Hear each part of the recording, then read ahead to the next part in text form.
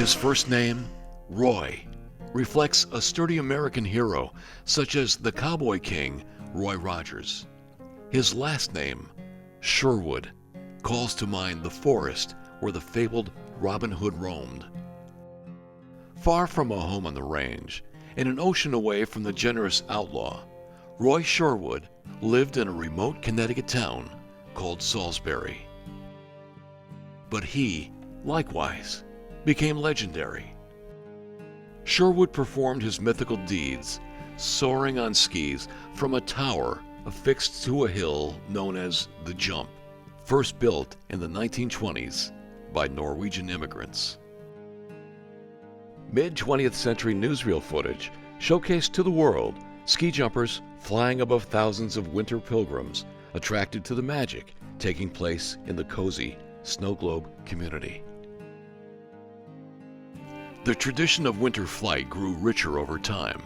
The Jump turned into Salisbury's welcoming front porch and Sherwood its beloved hometown hero.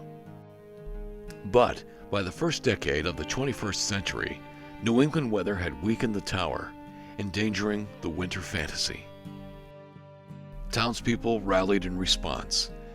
Driven by small-town grit and inspired by Sherwood himself, they declared, "Let's fly."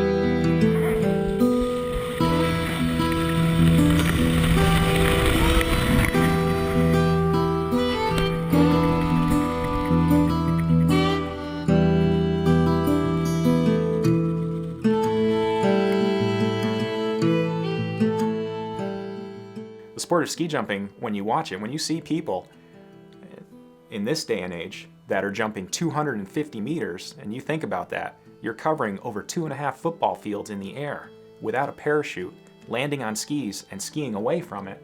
There's no other sport in the world that can contend with that. There are few communities anywhere that can rival the profound and mystical bond between ski jumping and Salisbury, a town of 4,000 residents. The ski jumps are somewhat iconic to Salisbury because of the length of time it's been here and the number of people who have been involved on an emotional level, personally, their family members or so forth. It's like a family member, I believe, to a lot of people. Ski jumping arrived in Salisbury directly from Norway, the birthplace of the sport. Norway, 3/4 of its land not fit to farm. 750,000 Norwegians left. Tucked between New York and Massachusetts, where the Appalachian Trail passes through, the region's meadows, lakes, and hills reflect the Norwegian landscape. In 1923, John Satry joined 800,000 Norwegians who migrated to the United States between the 19th and 20th centuries. Over the next 6 years, John would be joined by his mother, 2 sisters, and 4 younger brothers. A Salisbury resident hired John as a driver, while his brothers found work as laborers or house painters. After the first snowfall of winter, John, Olaf, Magnus, Ottar, and Sverre Sætre demonstrated the Nordic spirit of winter to their new hometown. And that included ski jumping.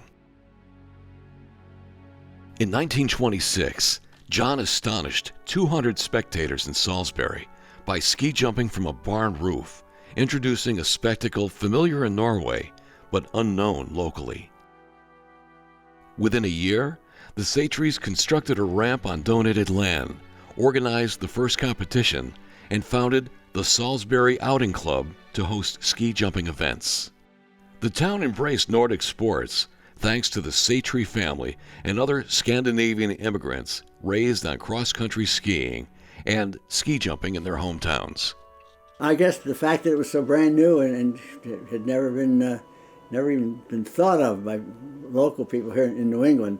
There had been jumping out in Michigan and Minnesota and Wisconsin from about 1910, when a lot of Norwegians and Swedes went out there to work in the mines and work in the woods.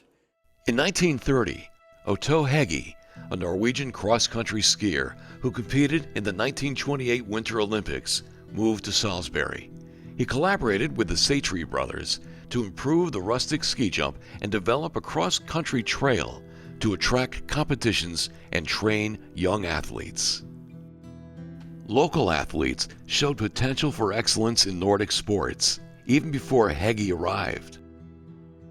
Richard Parsons became the first Salisbury resident to earn recognition for cross-country skills.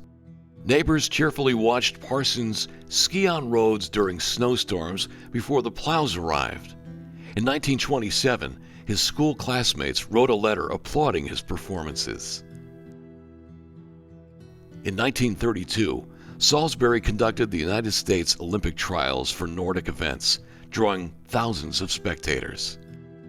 The following year, the jump hosted the national championships. It didn't take long to land an American-born Salisbury resident on the U.S. Olympic team. Parsons earned a spot for the 1932 Lake Placid Games alongside local Swedish immigrant Ole Zetterström. Parsons finished 15th in the 50-kilometer and 28th in the 18-kilometer races, just behind Zetterström. By 1933, the Sætre brothers had become leading figures of Nordic sports, winning numerous championships and popularizing ski jumping in the United States.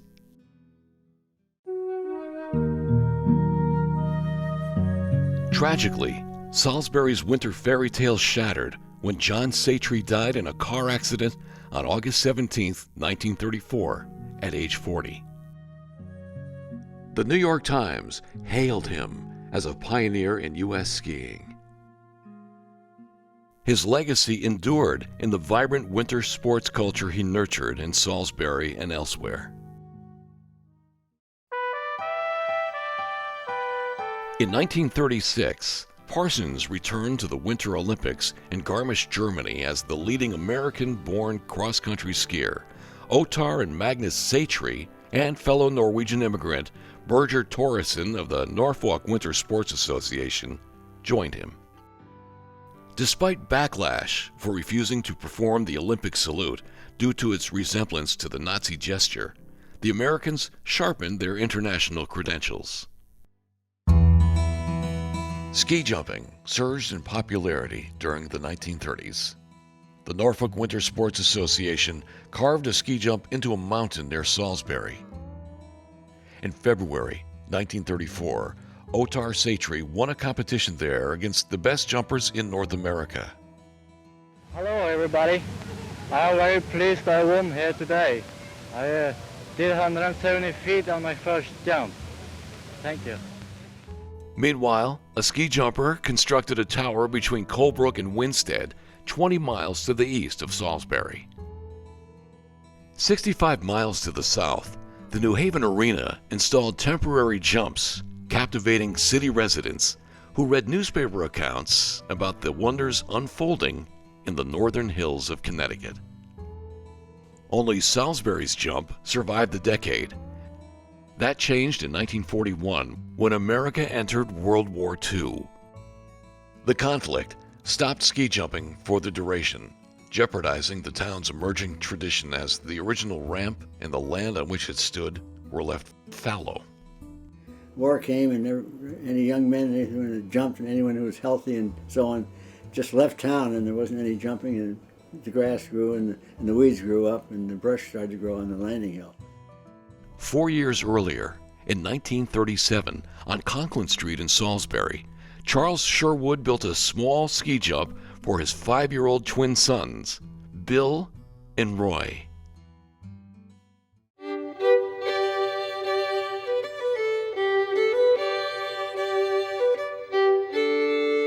Ski jumping would become central to Roy Sherwood after he first took flight off the improvised ramp his father built in their front yard. We had a little hill, put an orange crate out there, and he had us all jumping right on the front yard, walk out the front door and go ski jumping, And then in those days we had a lot of snow, and every little hill in town, had a ski jump, because there was no rope tows and those.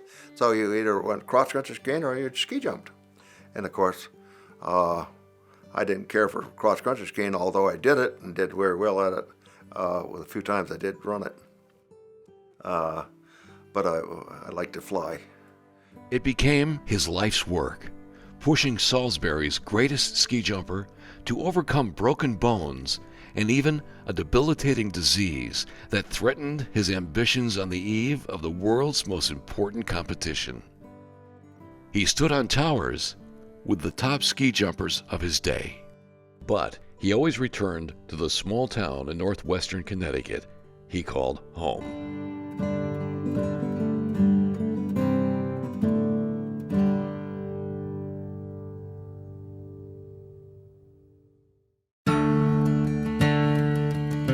After World War II, ski jumping returned to Salisbury. Roy Sherwood, his twin brother Bill, and their brother Charles, nicknamed Stubby, joined boyhood friends to save what remained of the rustic jump. They were in their teens. By 1947, they had finished repairs to the old Seytree jump to prepare for competition. They reformed the Salisbury Outing Club and renamed it the Salisbury Winter Sports Association, known locally as SWASA. The group would be run by volunteers to operate and maintain the jump, funded by donations from town residents, businesses, and annual competitions. Roy Sherwood won an entry-level event on the jump in 1947, reinforcing his sharp competitive instincts. That was the beginning. It was nice to win, I still have my silver ski from that tournament, my first trophy. More trophies soon followed, even as competition intensified and the towers loomed taller. He faced this challenge without a coach, even though the Seytree family who brought ski jumping to Salisbury decades earlier still lived in town. But I knew exactly what I wanted to do and how I wanted to do it. I always watched my competition.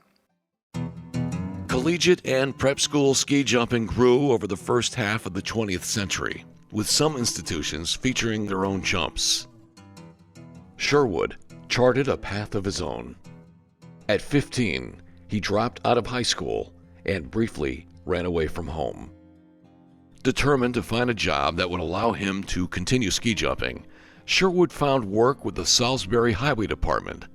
He pedaled a bike 11 miles from home to the town garage to punch in. Among other tasks, he drove snowplows when not competing. I went to work for the boss of the highway department was a skier, had been a skier, and his son was a ski jumper. And they gave me a job knowing that in the wintertime when I should be out plowing snow, I would be ski jumping. It worked out fine in the long run. The Sherwoods emerged as the first family of ski jumping, with Roy, Stubby, and Bill becoming idols for the town's children who took up the sport. We had a lot of role models when I was a kid, and at the sort of segueing from the Norwegians, we had some of our own people like Roy Sherwood, all the Sherwood brothers. There was a guy, Red Decker. There were a lot of kids, or they were older than us, but a lot of people that had followed the footsteps, the ski tracks of the Scandinavians that were here. So we had our own sort of set of heroes. Children and teens in small, remote towns rarely saw their heroes in action. But in Salisbury, they observed top ski jumpers fly up close. Homegrown ski jumps popped up everywhere deep in the region's rugged hills. They were out in the woods, and there were actually towers built around, and we all would build ski jumps in our backyards on little hills with doors. We'd put doors down and put hay bales and put snow over them, and we just jumped every chance we possibly could. Between 1950 and 1952, the Salisbury Winter Sports Association replaced the temporary post-war jump with a sturdier tower framed by telephone poles and braced by seasoned lumber. It rose some 300 feet above the landing area, or the outrun, and earned high marks for the distance the athletes could fly from takeoff to the point where the landing area flattened.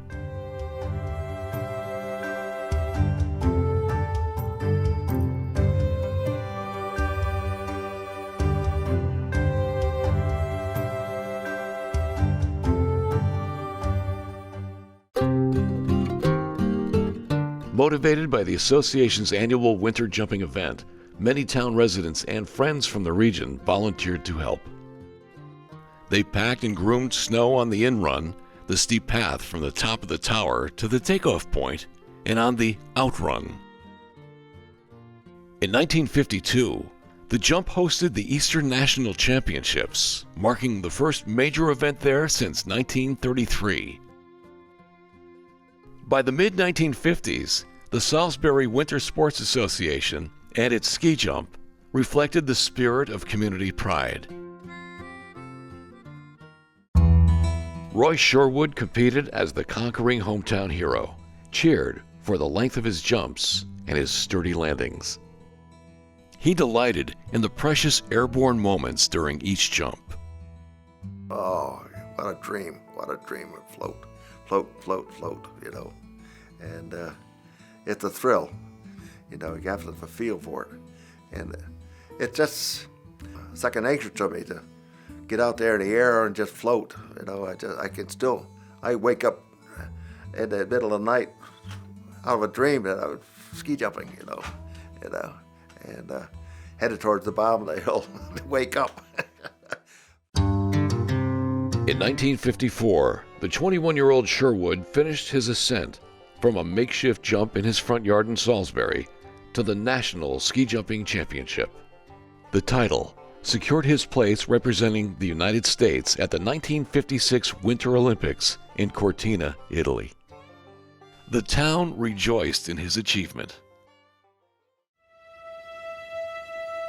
Then, reality struck. Just a year before the Games, Sherwood was diagnosed with polio. Fearful that his leg muscles would waste away or that he would become paralyzed, doctors sent him 55 miles east to McCook Hospital in Hartford. The nurse came in and said, "Who are you anyway?" And I said, "I'm just Roy Sherwood." He said, "Well, the newspapers are calling, want to know how you're in shape." And I said, "Well, I'm on the Olympic team." And I said, "Tell them I'm going to be on the Olympic team. I can move both my feet are moving. I'll be there." Sherwood mustered the strength to exercise his legs and vowed to recover quickly to jump in the Olympics. So I just worked at it constantly, and that was in my mind that I was going to go to Cortina, Italy. He remembered the doctor who mended his injured knee after a harsh landing earlier in the 1950s. She was with the paratroopers during the Second World War, so she knew all about knee accidents, you know, because the paratroopers were always busting their knees up. And thank God for her. She got me in Poughkeepsie, and she told me how to strengthen your knees by just tighten your muscles and hold it for a count of 10 and relaxing, and I could build up my legs just laying in bed. Sherwood recovered. he boarded the Team USA flight to Cortina.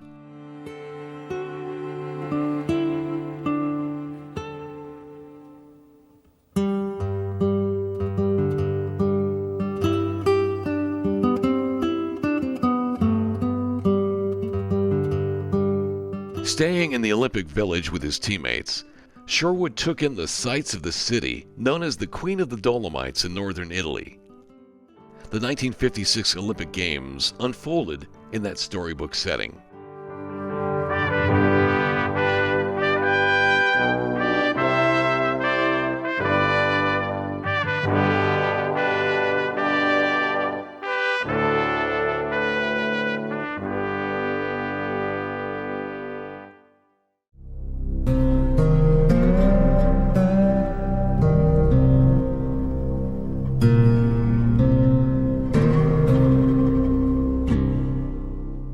Even amid the pageantry, the gods of Olympus conspired against the jumper from Salisbury, forging another malicious test of strength for him. During a practice jump, Sherwood's skis caught on a lumpy patch of snow, causing him to tumble and injure a leg.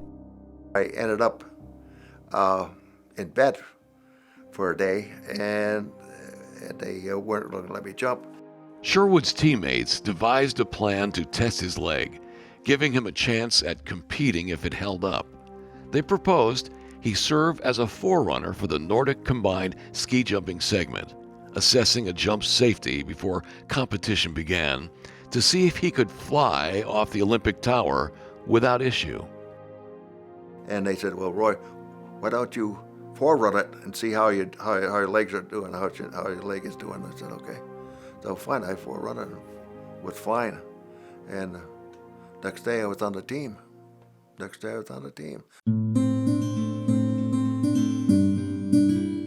Sherwood finished 36th, the second highest American behind Art Devlin from Lake Placid. Sherwood married his first wife, Phyllis Germond, in 1951, and together they had two daughters, Kim Louise and Marilee. While Sherwood competed and trained globally, Phyllis and her family cared for the children. My first wife was a very lovely lady, and had great in-laws, and they were very, very, very, very wonderful to me. That my wife could live with them while I was off ski jumping for 3 months. Marilee watched her father jump in the Northeast, but only came to understand the sport as she grew older. They have told me my dad was on the limping team. He wasn't on the Olympic team. I've been very proud of him ever since, and since then I've grown to know what an honor that was for the small town boy going all the way to the Olympics. It's been wonderful. The national championship and participation in the Cortina Olympics launched Sherwood to the rarefied air of mid-century celebrity status. When I was a young girl, I had the privilege of watching Roy Sherwood jump, and I knew he was a star. We all did. Even the most popular television personality of the day sought him out. Just 3 days before Christmas in 1957, Sherwood appeared on The Ed Sullivan Show, the iconic Sunday night variety program on CBS that introduced Elvis Presley to the world the previous year. This time, Sullivan would introduce Sherwood and Salisbury to more than 11 million viewers. In concert with Sports Illustrated and the International Federation of Skiers, the greatest skiers in the world, so we're going to call them down the slide here. Now, this is a most amazing thing to attempt, and only the greatest could do it. From Salisbury, Connecticut, the Olympic star and United States national champion 1954, Roy Sherwood.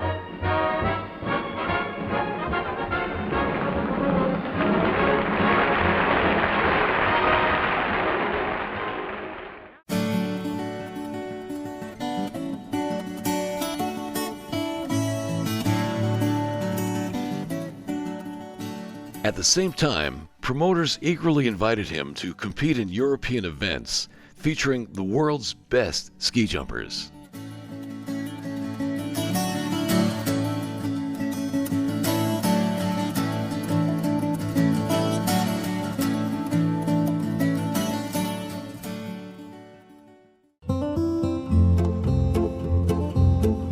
March 1959, Sherwood tested the ski jump constructed for the 1960 Squaw Valley Winter Olympics in California. That was a great experience in '59 out there. The only two people that beat me were two Finns. Sherwood continued to compete into the early 1970s. After retiring, he coached and served as a judge for the Nordic sports competitions. In 1980, he evaluated ski jumpers for their form in the air and landings during the Lake Placid Winter Games. Ironically, Sherwood never jumped in Norway, the homeland of the Satry family. I didn't do too bad for the shape that I was in, and having polio and everything else, I was very proud of what I did. It wasn't bad for a little boy from Salisbury, Connecticut.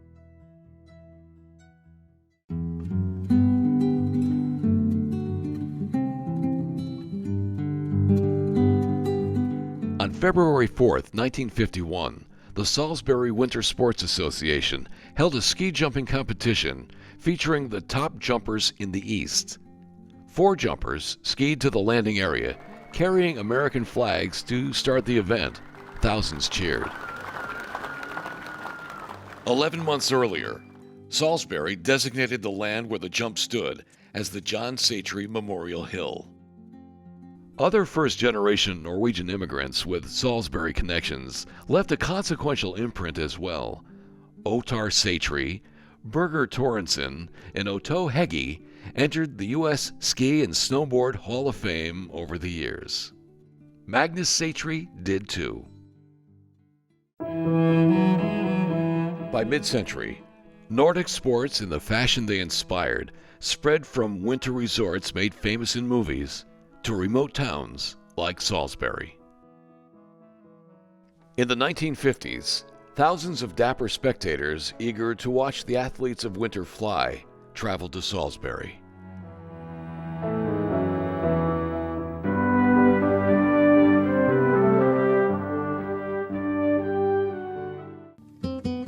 The resourceful Salisbury Winter Sports Association pursued creative ideas to raise money to maintain the jump and deepen community ties.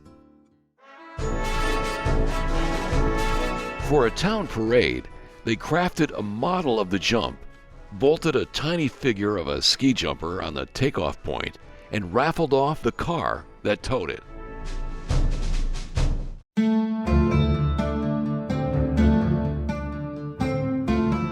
With national newsreel cameras rolling in 1954, the group held a summer ski jumping contest, showcasing their capacity to do anything at any time to raise money to keep the jump in top condition.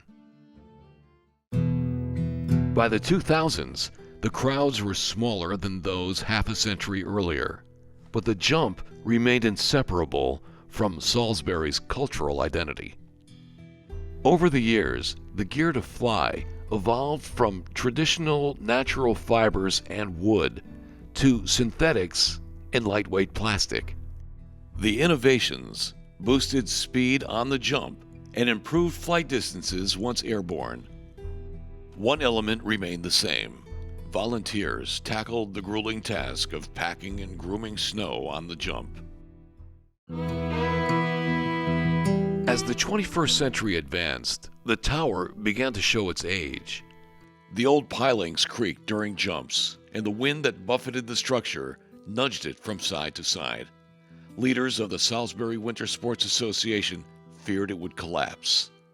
I'd been president at that point for 5 years, and we'd all talked about that we needed a new tower before the old one fell down. There were no ifs, ands, or buts about it. We knew it was only going to be a matter of time.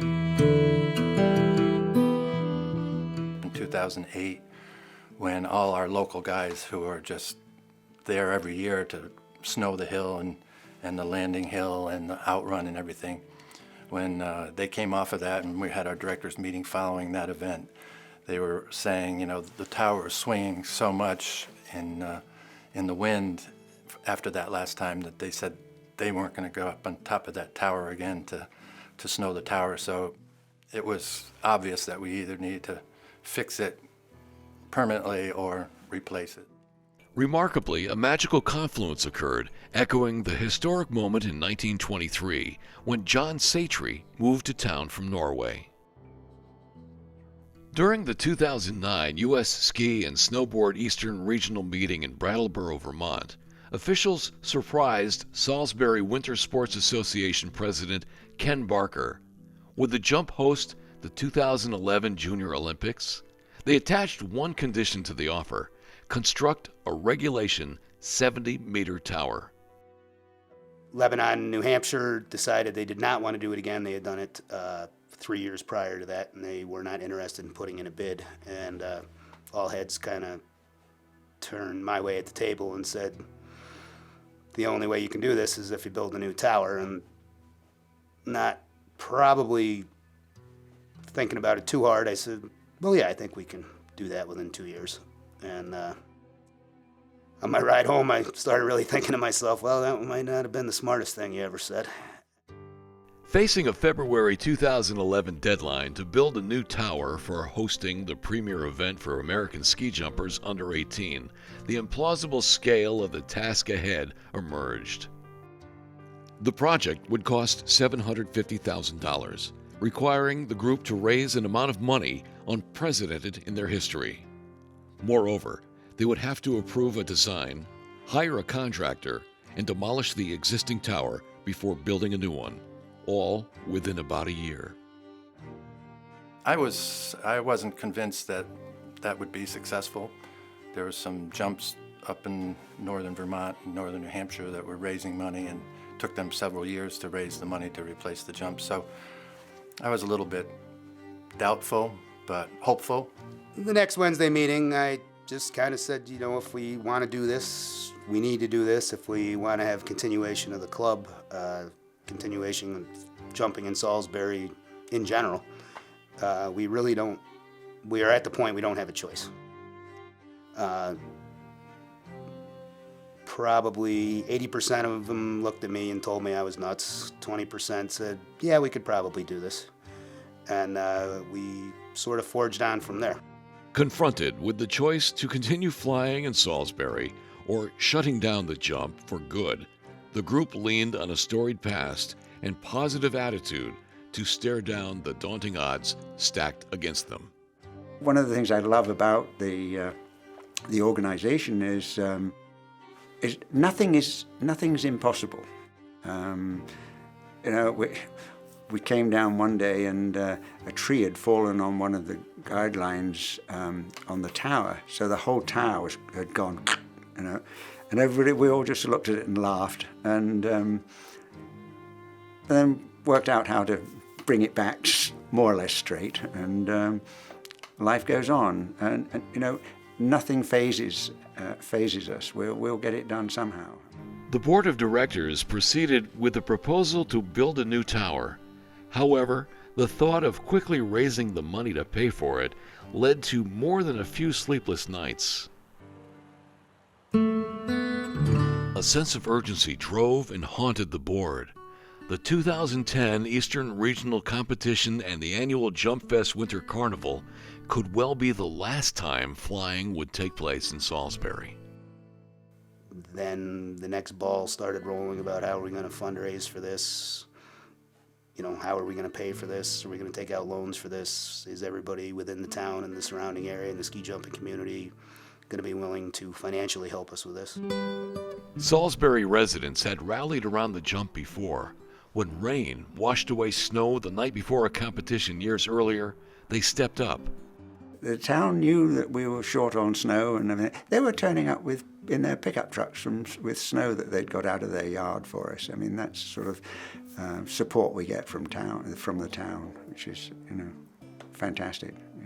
And the one thing about Salisbury Winter Sports Association is that it is a can-do organization. When they were challenged to build a new tower, they said, let's do it. When we were offered the Junior Olympics, we said, sure. When I was asked to organize it, I said, okay. There's an incredible group of people. The volunteerism, the whole culture of volunteerism in this town is amazing. To help meet their goal, the group enlisted Salisbury fundraising consultant Rosina Rand, who, as a young fan, watched Roy Sherwood jump. I fell in love with the Salisbury Winter Sports Association and what it was trying to do. I have never worked with a group that has such a can-do attitude. The spirit of Salisbury kicked in at a town meeting, convened to discuss the new jump and a proposal for the local government to guarantee a portion of the funds if donations fell short. On a frigid February night in 2010, with church bells ringing intermittently throughout the evening, the community gathered for an informational session at Town Hall where directors outlined the plan. It turned into a love fest. People got up one after another and spoke about what SWASA meant to them, their children who had been jumpers, what the jumps meant to the town financially, what it's meant for businesses, and for literally an hour and a half, people just spoke on our behalf.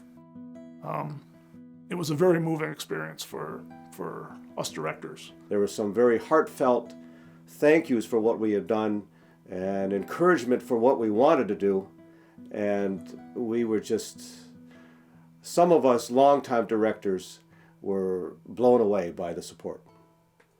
I just like to say I've lived here for 28 years and I love this town, and it takes a lot of things to make up a town. A town isn't just one entity or another entity or the environment. And I think SWASA and the ski jumps are such a huge part of the sort of folk culture tradition of our community that anything that we did to support them would be supporting the whole identity of our town and the history of our town.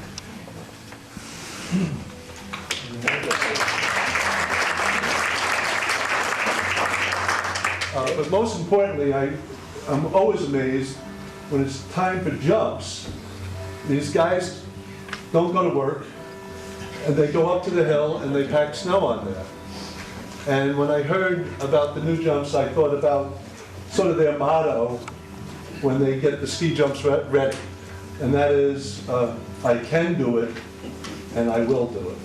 And I think they can do this, and I know they will do it.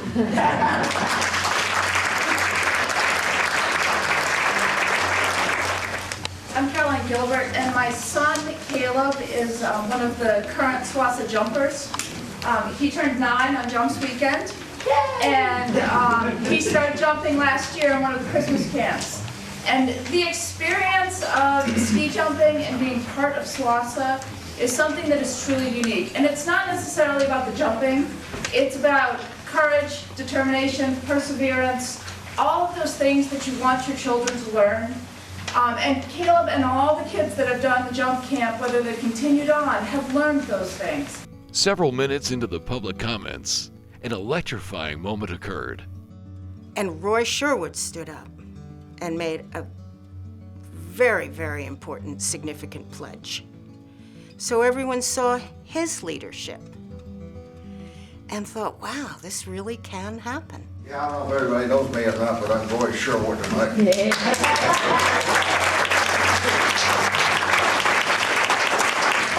I've always been proud of Salisbury, and I've spread the name very honorably all over the United States and Europe.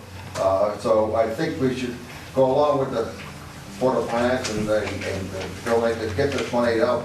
And if I have to donate some more money, I will. I'll get 50,000. I'll guarantee another 50 in 5 years.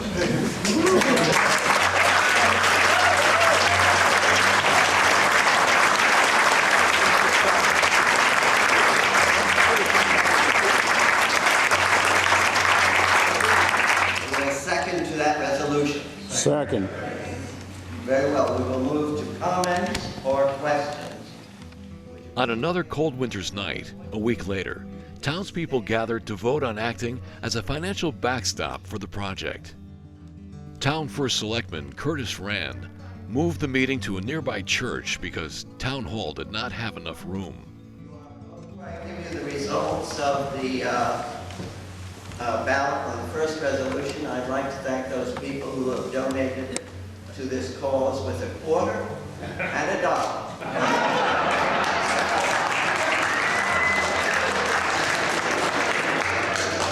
This should go to the town.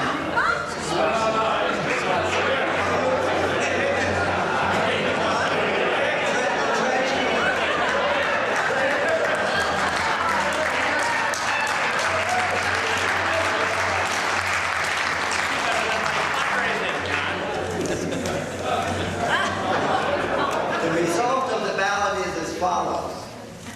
Yes, 141. No, 2. Who could say no to this? What's wrong with it? And it involves a great momentum of effort and energy and people pulling together. It involves, in the case of the Junior Olympics, it involved our whole national sports heritage and our competition. And if we could be part of that, what a great thing. So, and I think that wasn't lost on our residents. Donations poured in.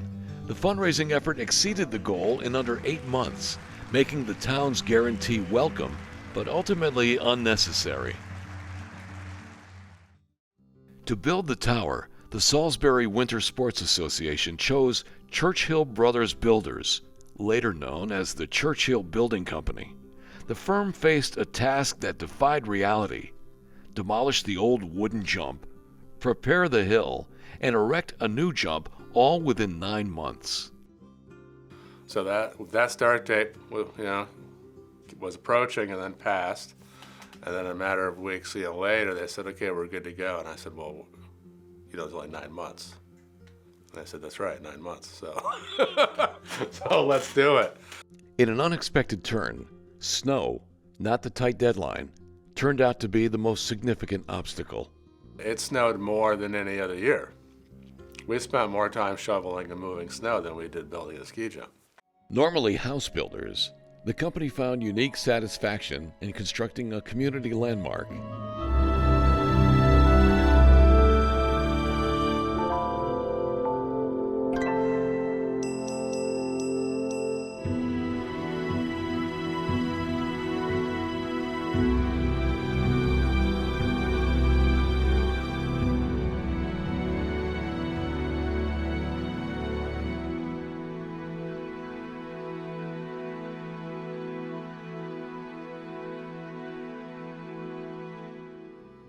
Glad we did it. The reason we did it exists today, and that was it's unique, and we wanted something for the community. Something. We had built houses, and these houses sell, they change owners. This isn't going to change owners. This is in the town. So my brother and I are third-generation builders. We see projects that our father did and our grandfather did. Now our kids can see something significant like that. We appealed to the people in this town, and we received gifts from literally $1 to $100,000 from individuals, and we raised the money. We raised the $700,000 we needed to build the tower, and we built it. Sherwood donated funds for both the new jump and the Judge's Tower, which honors the name of his late second wife, Louise Archibald Sherwood. With the traditional cauldron ablaze on February 22, 2011, the Junior Olympics opened in Salisbury. The next day, competition began with ski jumping and the Nordic combined, featuring 53 athletes from across the United States soaring off the new tower. Mohawk Mountain in nearby Cornwall, Connecticut, hosted the cross-country piece of the Nordic combined. The athletes received medals against the backdrop of the tower that saved ski jumping in Salisbury, thanks to a community determined to see the tradition of flying in winter thrive for generations to come. It was mentioned to me from a lady in Lake Placid that she said, this will be hard for you to imagine, but the 3 best places everybody wants to go in the country now are Lake Placid, Salisbury, and Brattleboro, Vermont. Every 5 years, Salisbury hosts the event, now called the Junior Nationals, welcoming young jumpers from across the United States to the small town. From the 1950s to the 21st century, the ski jump became a wellspring of community and family generational pride. I got involved because of my parents, because they were very active in it. George Kiefer and Wheezy Kiefer. And they always were helping, and I watched them help, and they were helping us kids in coaching or driving us kids around. And then the next thing I know was there would be ski jump meetings here in my dad's kitchen, George Kiefer's kitchen. And it was just a great bunch of people. The Salisbury Winter Sports Association built 20-meter and 30-meter jumps in the 1950s to serve as teaching platforms for children and teenagers who wanted to fly. The small hills fostered confidence in young jumpers when the time arrived for them to challenge the 70-meter jump that rose above them. Legendary ski jumper Larry Stone of Salisbury, who would later serve as U.S. ski team coach, embodied the town's dedication to young athletes. He once tracked down 2 teens who steered a toboggan down the jump and convinced them to try ski jumping instead. They did, and went on to become successful in the sport. Lessons in how to fly on skis have been conducted at The Jump from the 1920s through the golden age of the sport in the 1950s and on through the 21st century. For decades, the association has offered day camps during Christmas break from school. Parents watch as their children take turns learning to ski jump. The sensation of flying is awesome. It's like nothing you've ever imagined. It's like having your own wings almost. It's really cool. It's an amazing feeling. You're just soaring through the air. And it's just a few split seconds of this amazing feeling that you're in the air. I really like ski jumping because when you're in the air, it makes you want to come back again.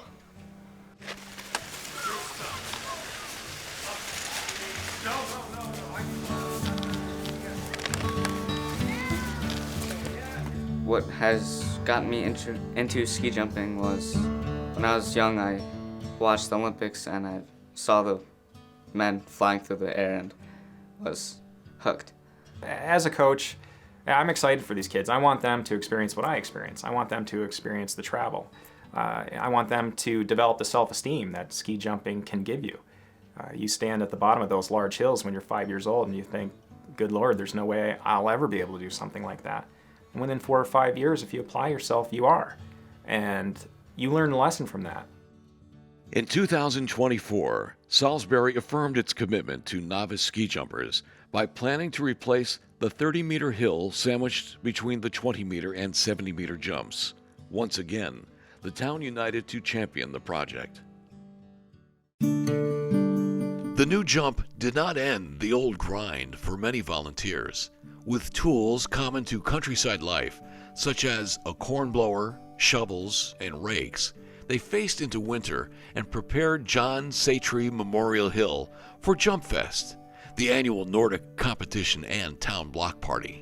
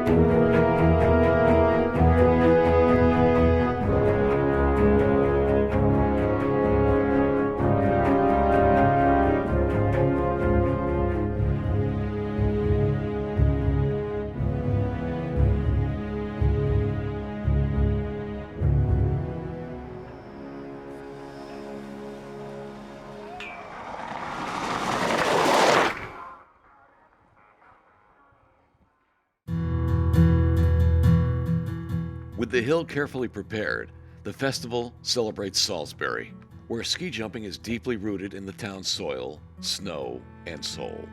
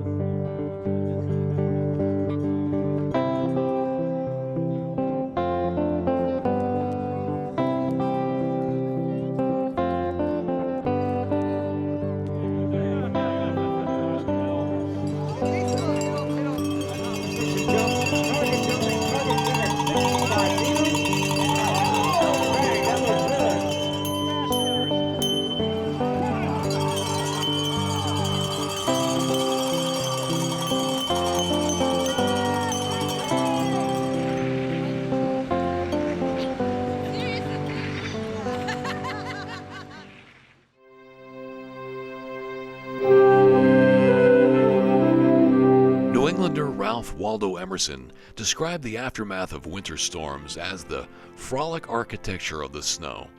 In Salisbury, Norwegian immigrants and a local boy named Roy Sherwood lived Emerson's vision. Generations to come would follow in their tracks, soaring from the jump when winter arrives. It says something about the community and the sport itself. The combination has just, the recipe was perfect. And so we continue. And we're going to keep it going forever.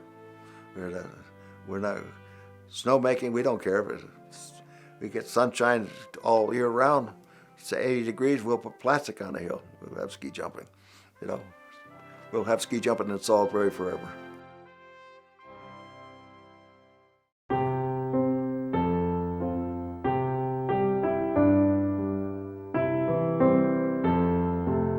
Wow, what a day. Decades after his last competition, Roy Sherwood moved to a house near the bottom of the jump. He often walked to admire the majestic tower and reflect on the magic of Salisbury's noble campaign to preserve its prized tradition of ski jumping. He pictured himself on skis, framed by fresh snow under bright skies, hurtling to the takeoff point and floating in the air. A perfect day, a bluebird day, forever in his hometown.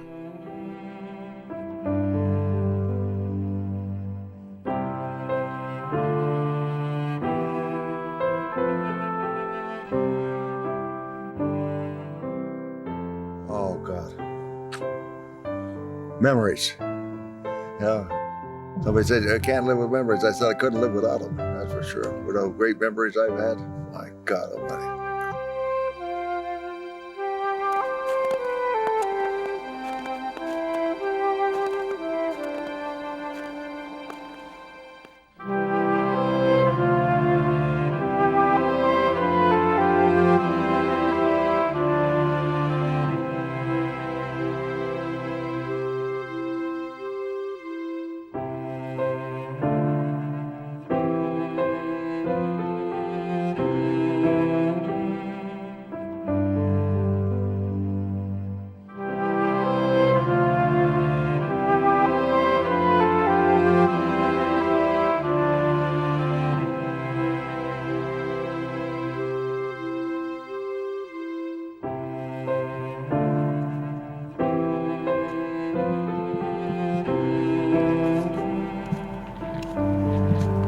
What a day, what a day. A bluebird day. That's what it is.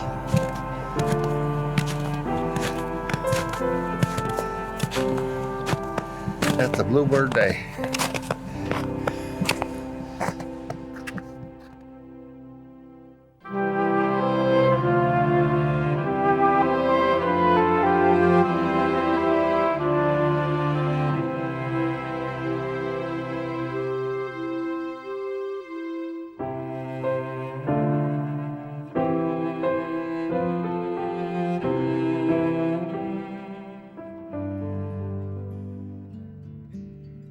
old ski jumping song.